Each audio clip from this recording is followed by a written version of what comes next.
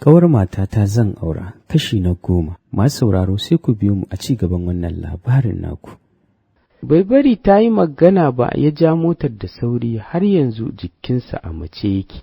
Ya sake juyowa ya ce, ba na tambaya sau biyu, kuma ba na ba da umarni sau biyu. Ki faɗa min inda zaki, idan ba haka ba zan tafi da ke gidanmu. Duk sanda kika shirya magana kyayi. A gajarce cikin gunjin kuka ta faɗa masa inda za ta, ya yi murmushi, ya juya akalar motar, ya tsaya a wani mall ya yi mata shopping.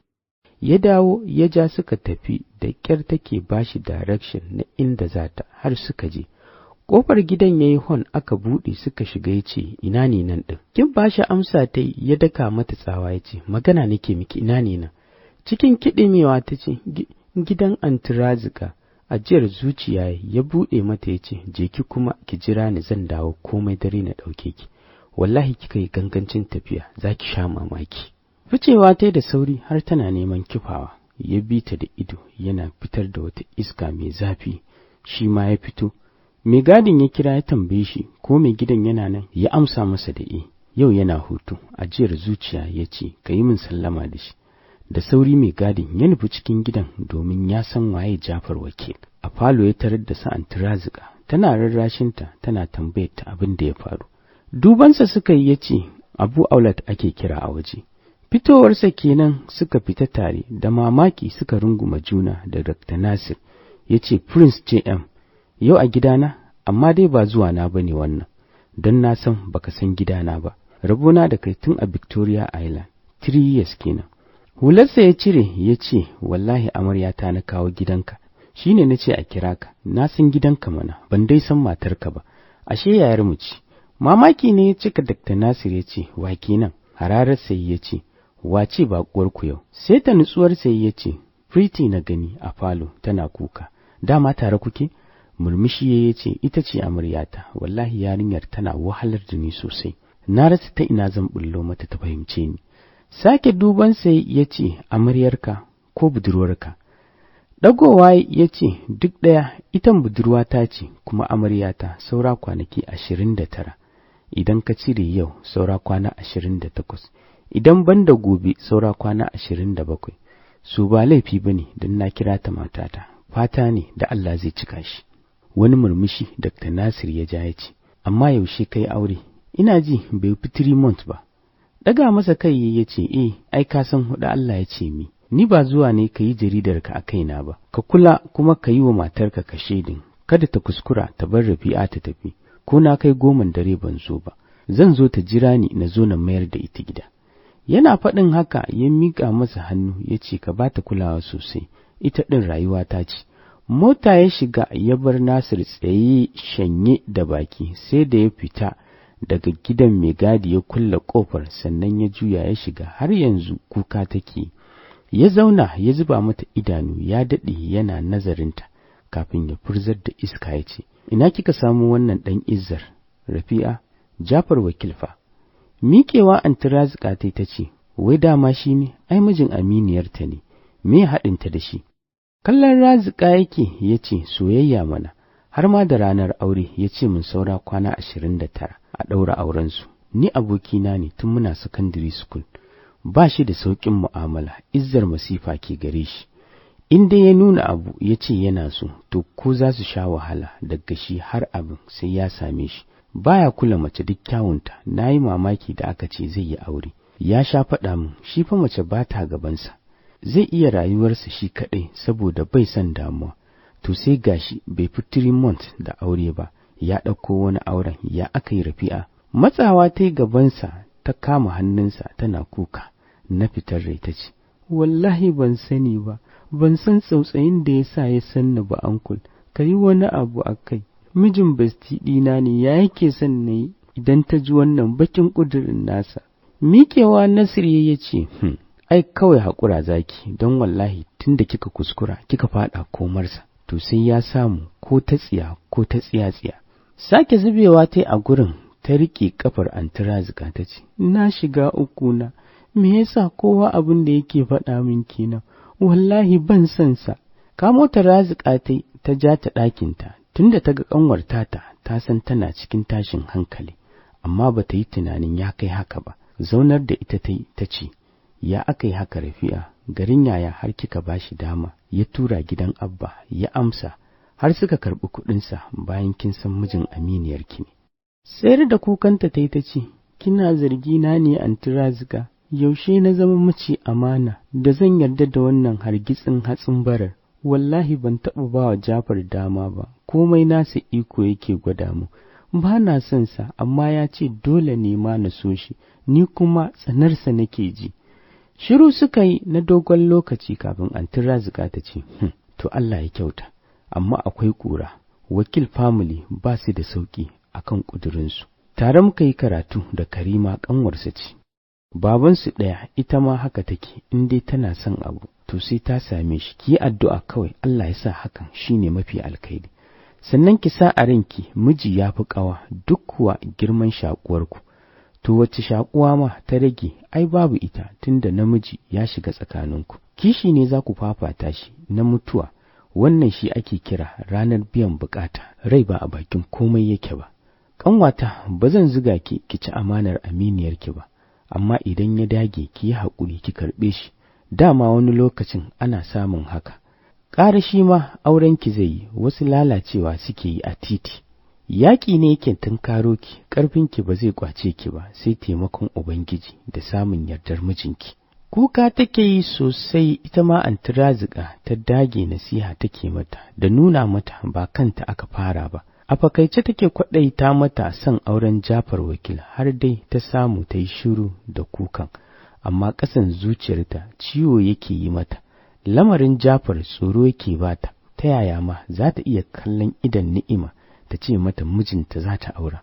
Wannan tunanin bai barta ba, bacci ya ɗauke ta. Bata tashi ba sai bayan azahar, tana tashi ta shiga ta yi wanka ta yi sallah. Ta daɗe a cikin sujjadarta tana roƙon Allah kada ya tabbatar da wannan kwaɗantuwan alkamar ba ma zai ciwu ba. Tana idarwa anti Razika ta shigo ta ce, ki zo to, kin sha bacci ko? Miƙewa ta gyara fuskarta, kasancewar kwalliya ta zauna a jikinta, ko bata yi ba kamar ta yi ne. Takowa ta tana jin gabanta na faɗuwa. Kawar da idanta ta daga kansa a fili ta ce, maye kawai. Abun mamaki bata san yaji ba, sai ta ji ya ce, tukunnama sai ranar da komai ya kammala za ki tabbatar da ni asalin maye ne a kanki, don wallahi na yi miki alkawarin tun daga yatsarki har kofa ta ƙarshe ta gashinki sai na lashe. Juyawa ta kalli inda su anti Razika suke lunch, ta ga hankalinsu ba a kansu yake ba. Kafin ta dawo da nutsuwarta, ta ji ya rungume ta baya, ya sanya hannunsa ya ɗago haɓarta, ƙamshin turarensa ya sakar mata da wata kasala mai ƙarfi. Ya ɗago haɓarta ya ɗora bakinsa saman nata. Sukan limshe idansa a tare da sauke ajiyar zuciya, ya ɗora hannunsa saman ƙirjinta ba tare da ya kama ba, ɗaya na kan mararta, ɗaya na ƙirjinta, ga bakinsa cikin nata. Wai ashe ba shi kaɗai ba ne, kawai sai haske ta gani a cikin idanunta da ke limshi.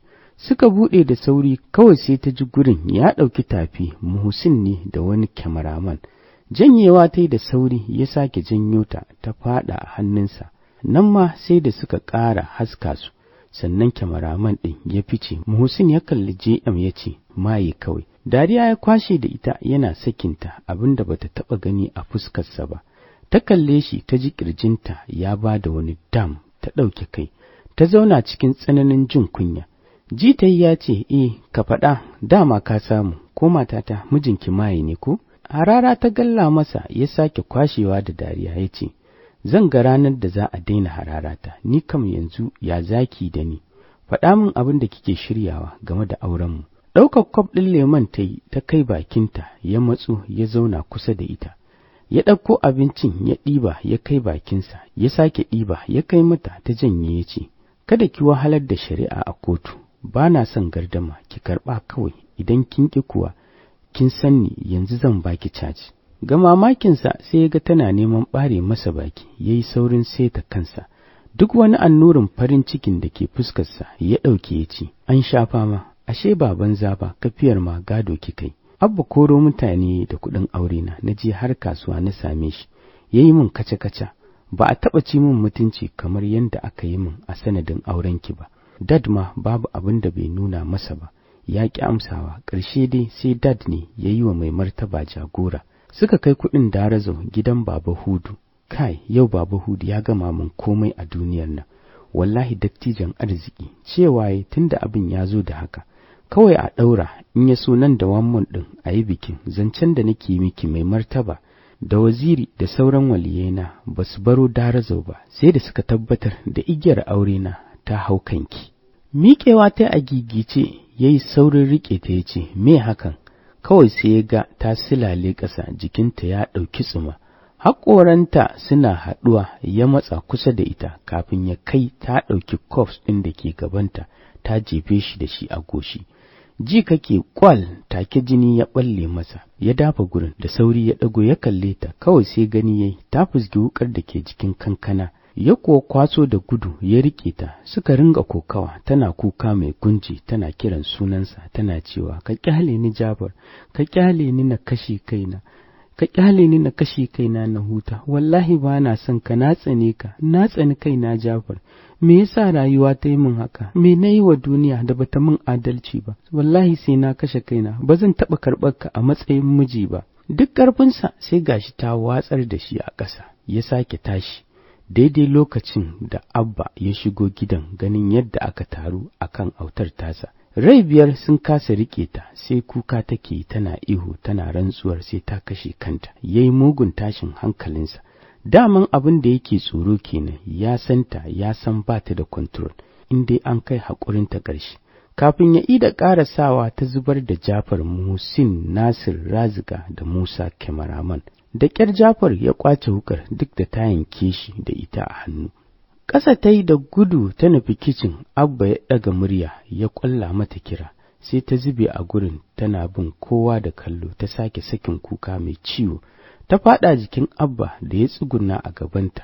Yaya Rashid ya riƙo ta, ta lafe a jikinsu tana sake shigewa jikinsu tana kuka mai tafasa zuciya ta ce, Allah ya isa na, wallahi Abba ba zan taɓa yafewa Baba Hudu ba. Me na yi masa, me na tsare masa da zai ɗaura min aure da wannan tsinannen maci amanar? Abba ka ce ya saki ni, wallahi zan kashe kaina ko na kashe shi. Ba na son sa, na tsane shi.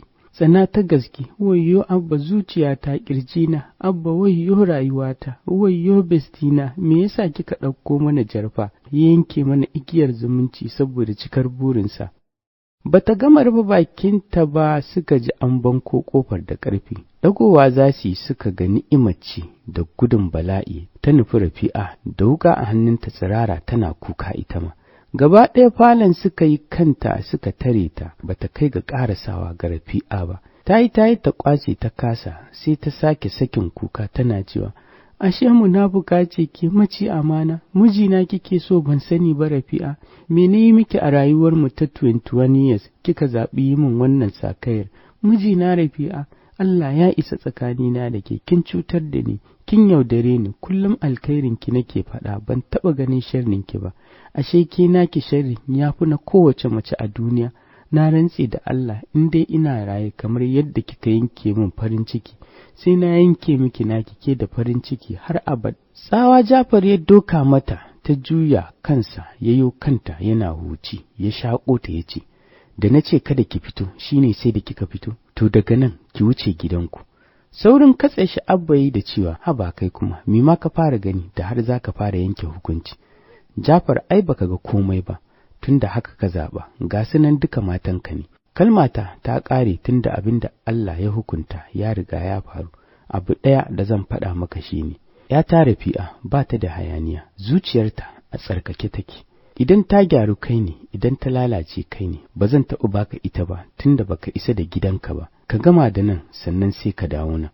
Yana faɗin haka ya fige hannun Rafi'a suka fice. Sakin Ni'imar Jafar ya bi su yana kiran Abba, shi ko saurarensa bai yi ba. Ya cilla ‘yarsa a mota ya ja suka fice, shi ma motar ya ɗauka a guje bi bayansu. Sun riga shi zuwa, suna zuwa Abba ya ce da mai gadi kar ya bar shi ya shigo.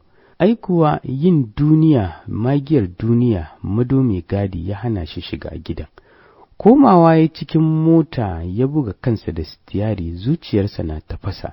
Bai yi aune ba sai ji ya yi gilas ɗin motarsa ya tarwatse, ya ɗago da sauri tare da buɗewa, ya fito daidai lokacin da gilas ɗin ya tarwatse, ya zuba wa Ni'imar ido kawai sai ya ji ta bashi dariya ma, ya tsare Nafef ya shiga ya faɗa masa inda za a kai shi.